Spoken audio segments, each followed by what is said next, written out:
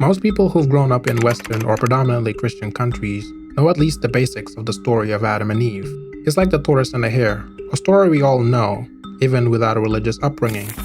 And for those who did grow up in Christian households, it's probably one of the first Bible stories you've learned. But despite its familiarity, I believe the story is profoundly misunderstood, both by Christians and non-Christians alike. According to the Abrahamic faiths, this story is the beginning of everything. Humanity starts here, and we're getting our first introduction to Yahweh. Genesis chapters 1 through 3 aren't just any story, they set up the stage for how we, as humans, relate to each other, to the world, and most importantly, to God. To clarify, I am not a Christian, in part because of what unfolds in these chapters. My goal here is to show why I believe this story actually denigrates the idea of a just and loving God. I am in no way claiming to be a biblical expert. I'm simply someone who's read these chapters, thought about them, and wants to share my perspective. I urge you to read these passages yourselves and decide if I'm being fair or overly critical. If I missed a mark, let me know in the comments section. For those familiar with the story, consider this a refresher. To others, this is a quick overview of the relevant parts for this video. Again, I cannot stress this enough. Go and read the story for yourself. With that out of the way, let's cover the basics. Yahweh creates the first human Adam from the dust of the earth and breathes life into him. He places Adam in the Garden of Eden and tells him, "You are free to eat from any tree in the garden, but you must not eat from the tree of knowledge of good and evil, for on the day you eat of it, you will certainly die." Remember these verses since they'll be central for our discussion later. Later, Yahweh creates Eve from one of Adam's ribs to be his companion. In the garden, there's also a serpent. Later passages associate the serpent with Satan, but in Genesis alone, the serpent is just another creature God created. The serpent approaches Eve and tempts her to eat from the forbidden tree, assuring her that she will not die as Yahweh promised Adam. The serpent insists. In fact, God knows that when you eat it, your eyes will be opened and you will be like God, knowing good and evil. Seeing that the fruit looked nice and was good for getting wisdom, Eve eats it and shares it with Adam. Immediately, they realize what they've done and feel ashamed, covering themselves with fig leaves. When Yahweh calls them, they hide. Yahweh questions them, and when they admit what they did, in a blame game, he calls out their punishments. To the serpent he said, "Because you have done this, you are cursed more than any livestock and more than any wild animal. You will move on your belly and eat dust all the days of your life.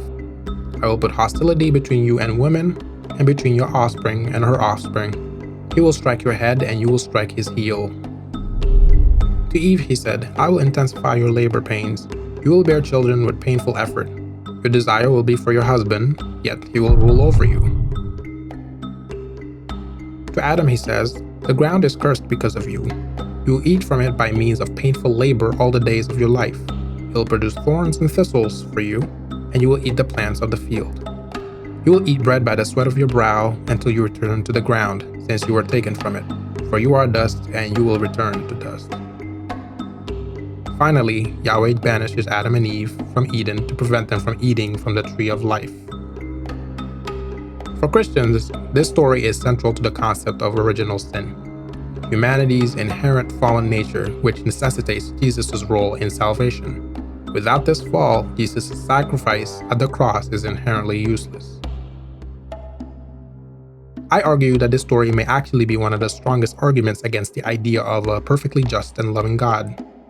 That the fall of humanity was entirely unnecessary and thus rendering Jesus' sacrifice moot. Here's why.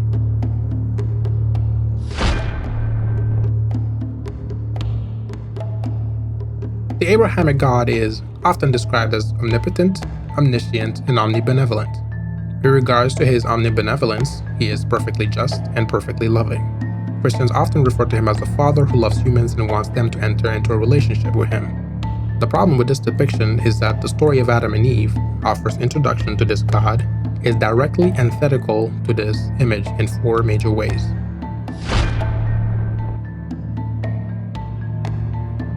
If Yahweh is loving and omniscient and wants the best for Adam and Eve, It doesn't make sense why he would allow a crafty serpent into the garden to tempt Adam and Eve.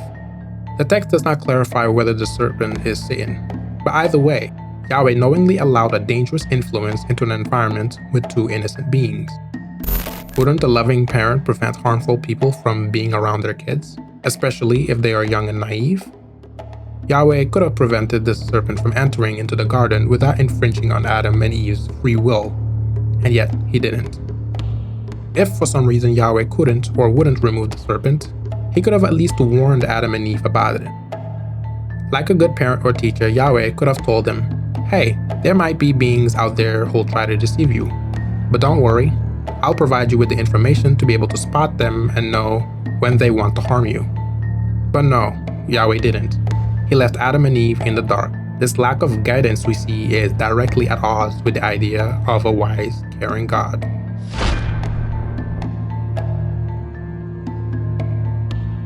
If you remember, Yahweh told Adam, "You are free to eat from any tree of the garden, but you must not eat from the tree of knowledge of good and evil, for on the day you eat from it, you will certainly die." And so what happens to Adam and Eve after they eat from the tree?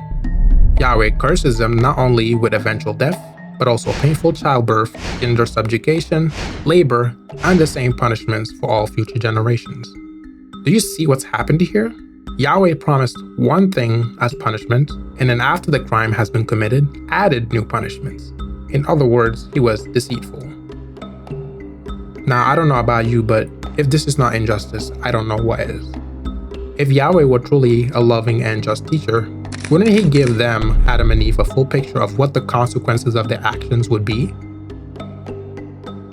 Imagine telling a child, "Don't do drugs or you'll die," without explaining the full impact of addiction. Okay, last time. This is drugs.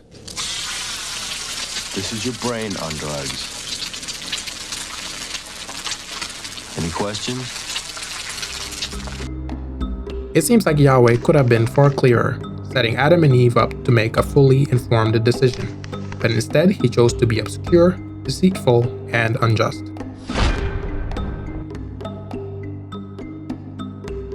Yahweh's curse didn't just affect Adam and Eve, it extended to all of humanity, subjecting billions to suffering because of the actions of two individuals. In other words, Yahweh inflicted collective punishment. To reiterate, he punished 100+ billion individuals for the crimes of two of their ancestors. If this is not direct injustice, I don't know what is. True justice would hold only Adam and Eve responsible for their actions. I will not delve into this topic in detail in this video since I believe it deserves its own video. However, to give a brief overview, if Genesis is true, the curses laid out in the story have had severe and lasting consequences for humanity. Among these are maternal and infant mortality, the relegation of women as second-class citizens, the physical and sexual assault of women, painful deaths via starvation, and even the establishment of slavery as a social and economic system. And with that, I'd like to look at exactly how this curse has impacted humanity. By doing so, we can uncover the true extent of the harm caused by Yahweh's actions.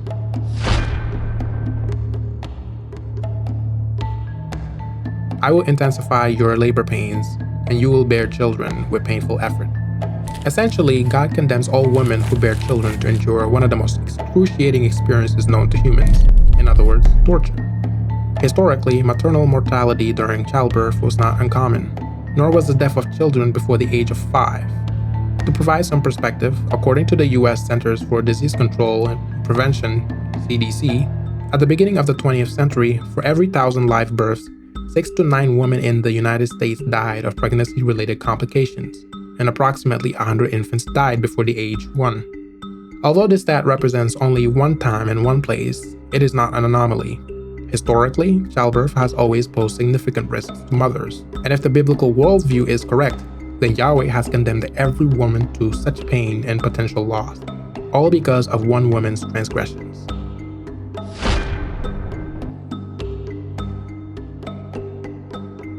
Your desire will be for your husbands, yet he will rule over you. This curse implies that men are to dominate women, with physical strength being the main manifestation of this hierarchy. Just as with the last curse, this has haunted every woman since Eve. Just think about how many women have had to endure sexual assault, how throughout the vast majority of human history, women have been treated as second-class citizens. Obviously, primary responsibility bears on the men who have subjugated and assaulted these women. But we must not forget how, if the biblical God is real, his curse helped perpetuate women's historical oppression.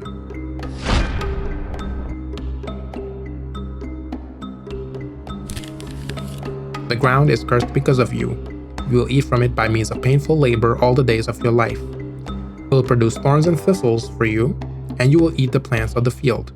You will eat bread by the sweat of your brow until you return to the ground, since you were taken from it. For you are dust, and you will return to dust. This curse has arguably the most far-reaching consequences.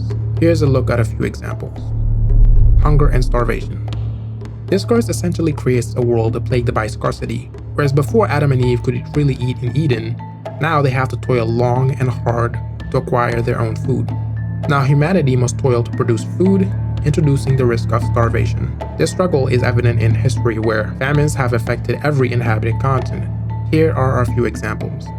The Japanese Kanki famine from 1230 to 1231 claimed an estimated 2 million lives. The European Great Famine of 1315 to 1317 took around 7.5 million lives. The Chinese famine of 1906 to 1907 resulted in 20 to 25 million deaths. These are just a few of the hundreds of famines throughout history that led to slow, painful deaths for billions, which, if the biblical God is real, were ultimately caused by him punishing two individuals. Slavery. In a scarcity-riddled world where droughts, famines, and other natural disasters occur that make it impossible for one to tell if they will have the means to keep their family alive for another year, systems such as slavery are inextricably bound to form. When more hands on the field increase the chances of survival, groups which have the means may seek to capture others for labor. As abhorrent as slavery is, it is not surprising why, in most of the world, it was widely practiced, given reasons I pointed out a few seconds ago.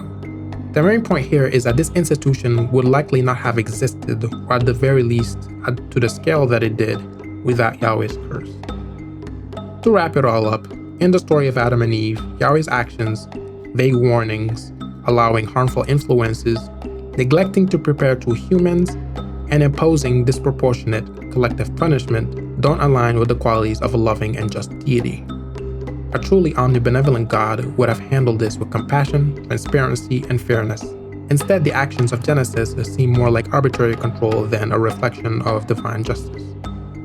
And that's why, in my view, this story raises more questions about the nature of Yahweh than it answers. If God is supposed to be the perfect, loving parent, then his actions here seem to completely contradict that image, to the point where, if my assessments have been correct, render the coming of the second Adam, Jesus, completely unnecessary. What do you think? Which parts of my arguments do you agree or disagree with? Let me know in the comments down below, and with that, thank you for watching.